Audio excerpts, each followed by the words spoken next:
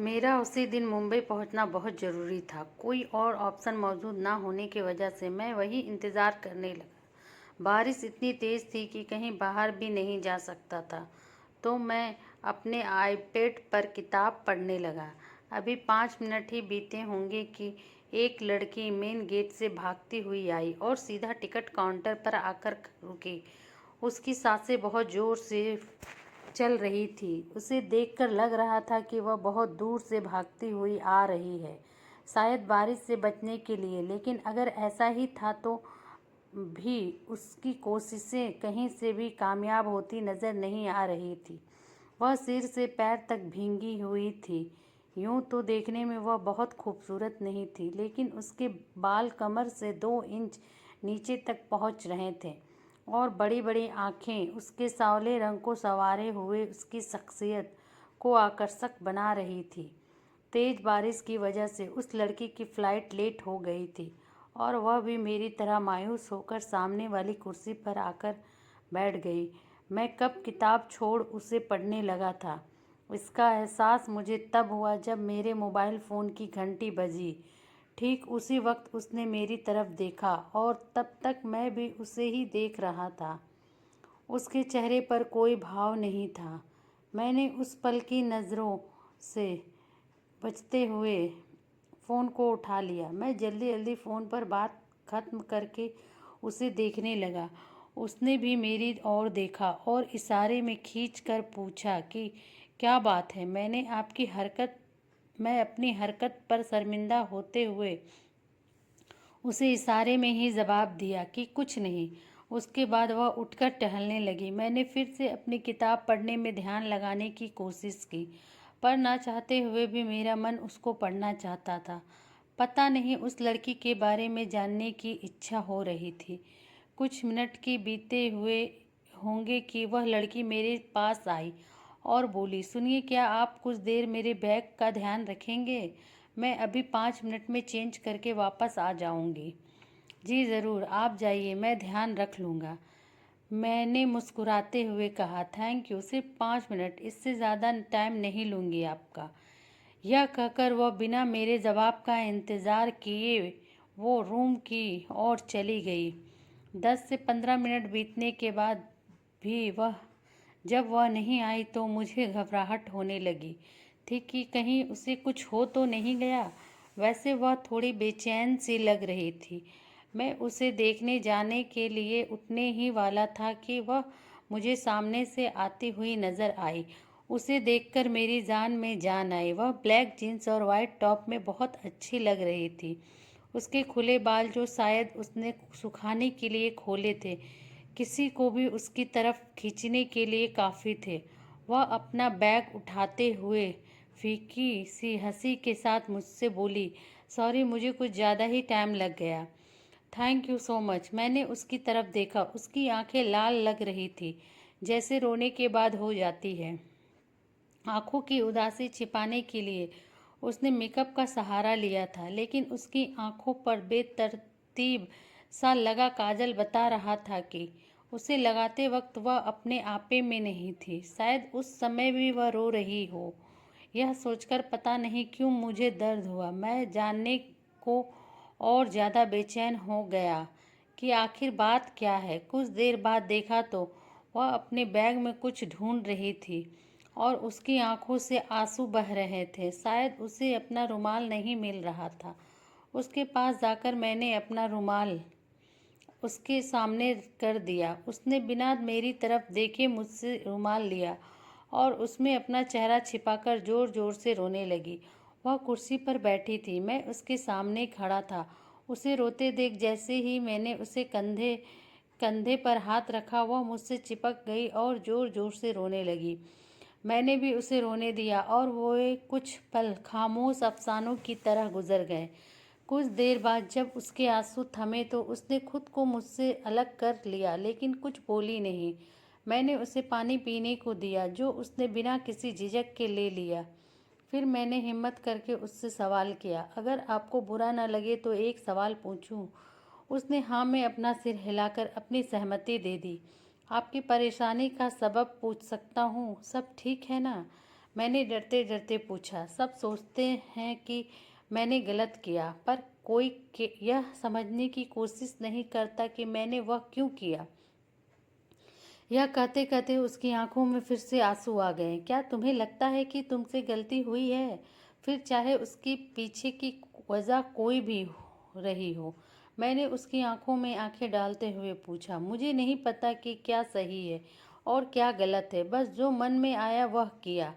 यह कहकर वह मुझसे अपनी नज़रें चुराने लगी। अगर खुद सब जब समझ ना आए तो किसी ऐसे बंदे से बात कर लेनी चाहिए जो आपको नहीं जानता हो, क्योंकि वह आपको बिना जज किए समझाने की कोशिश करेगा। मेरा ऐसा कहते ही उसकी नज़रें मेरे चेहरे पर आकर ठहर गई।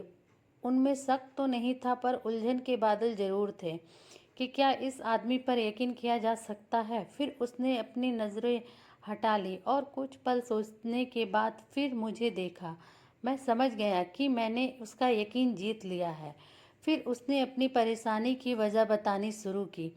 दरअसल वह एक कंपनी में काम करती थी। वहाँ उसके दो खास दोस्त थे, विकास और राहुल।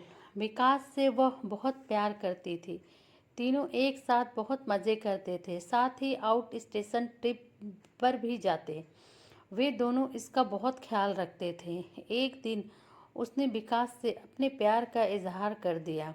उसने यह कहकर मना कर दिया कि उसने कभी उससे दोस्त से ज़्यादा कुछ नहीं माना। विकास ने उसे यह भी बताया कि राहुल उससे बहुत प्यार करता है और उसे उसके बारे में एक बार सोच लेना चाहिए। उसे लगता था कि विकास राहुल की वजह से उसके प्यार को स्वीकार नहीं कर रहा है, क्योंकि विकास और राहुल में बहुत गहरी दोस्ती थी। वह राहुल से जाकर लड़ पड़ी कि उसकी वजह से ही विकास ने उसे ठुकरा दिया, और साथ में यह भी इल्ज़ाम लगाया कि कैसा दोस्त है, वह अपने ही दोस्त की गर्लफ्रेंड पर नज़र रखे हुए था। इस बात पर राहुल को गुस्सा आ गया और उसके मुंह से गाली निकल आ गई। बात इतनी बढ़ गई कि वह किसी और के कहने पर, जो इन तीनों की दोस्ती से जला करता था, उसने राहुल के ऑफिस में शिकायत कर दी कि उसने मुझे परेशान किया। इस वजह से राहुल की नौकरी भी खतरे में पड़ गई। इस बात से विकास बहुत नाराज़ हुआ और अपनी दोस्ती तोड़ ली। यह बात उससे सही नहीं गई और वह शहर से कुछ दिन दूर चले जाने का मन बना लेती है, जिसकी वजह से वह आज यहाँ है। यह सब बताकर उसने मुझसे पूछा, अब बताओ मैंने क्या गलत किया? गलत तो राहुल और विकास भी नहीं थे, वह थे क्या? मैंने उसके सवाल के बदले सवाल किया। लेकिन उसके ना की वजह राहुल भी तो हो सकता है ना? हो सकता है, लेकिन तुमने यह जानने की कोशिश कहाँ की? अच्छा ये बताओ कि तुमने राहुल की शिकायत क्यों की? उसने मुझे गाली दी थी। क्या सिर्फ यही वजह थी? तुमने सिर्फ एक गाली की वजह से अपने दोस्त का करियर दांव पर लगा दिया? मुझे नहीं पता था कि बात इतनी बढ़ जाएगी। मैं सिर्फ उससे माफ़ी मंगवाना चाहती थी, बस इतनी सी बात थी। मैंने उसकी आंखों में झांक कर पूछा। नहीं, मैं राहुल को हट करके विकास से बदला लेना चाहती थी, क्योंकि उसकी वजह से ही विकास ने मुझे इनकार किया था। क्या तुम सचमुच विकास से प्यार करती हो? मेरे इस सवाल से वह चिढ़ गई और गुस्से में खड़ी हो गई। यह कैसा सवाल है? हाँ, मैं उससे प्यार करती हूँ। तभी तो उसके यह कहने पर कि मैं उसके प्यार के तो क्या दोस्ती के भी लायक नहीं, यह सुनकर मुझे बहुत हर्ट हुआ और मैं घर क्या अपना शहर छोड़कर जा रही हूँ। पर जिस समय तुमने विकास से अपना बदला लेने की सोची, प्यार तो तुम्हारा उसी वक्त खत्म हो जा गया था। प्यार में सिर्फ प्यार किया जाता, बदले नहीं लिए जाते, और वह दोनों तो तुम्हारे सबसे अच्छे दोस्त थे। मेरी बात सुनकर वह रोती हुई फिर से कुर्सी पर बैठ गई। कुछ देर तक तो हम दोनों में से कोई कुछ नहीं बोला। कुछ देर बाद उसने ही चुप्पी तोड़ी और बोली, मुझ में क्या कमी थी जो उससे मुझसे प्यार नहीं हुआ? और यह कहते कहते वह मेरे कंधे पर सिर रखकर रोने लगी। हर बार इनकार करने की वजह किसी कमी का होना नहीं होता। हमारे लाख चाहने पर भी हम खुद को किसी से प्यार करने के लिए मना नहीं सकते। अगर ऐसा होता तो विकास ज़रूर ऐसा करता। मैंने भी उसके कंधे पर हाथ रखते हुए कहा। सब मुझे बुरा समझते हैं, उसने बच्चे की तरह रोते हुए कहा। नहीं, तुम बुरी नहीं हो, बस टाइम थोड़ा ख़राब है। तुम अपनी शिकायत वापस क्यों नहीं ले लेती? इससे मेरी ऑफिस में बहुत बदनामी होगी, कोई भी मुझसे बात तक नहीं करेगा। हो सकता है कि ऐसा करने से तुम अपनी दोस्ती को बचा लो, और क्या पता विकास तुमसे सचमुच प्यार करता हो और वह तुम्हें माफ़ करके अपने प्यार का इजहार कर दे। मैंने उसका मूड ठीक करने के लिए हंसते हुए कहा। यह सुनकर वह हंस पड़ी। बातों ही बातों में वक्त कब गुजर गया पता ही नहीं चला। मेरी फ़्लाइट जाने में अभी 2 घंटे बाकी थे और उसकी फ़्लाइट में 1 घंटा। मैंने उससे कहा, बहुत भूख लगी है, मैं कुछ खाने को लाता हूँ, कहकर मैं वहाँ से चला गया। थोड़ी देर बाद मैं जब वापस आया तो वह वहाँ नहीं थी, लेकिन मेरी सीट पर मेरे बैग के नीचे एक लेटर था जो उसने लिखा था। आज तुमने मुझे दूसरी गलती करने से बचा लिया, नहीं तो मैं सब कुछ छोड़कर चली जाती और फिर कभी कुछ ठीक नहीं हो पाता।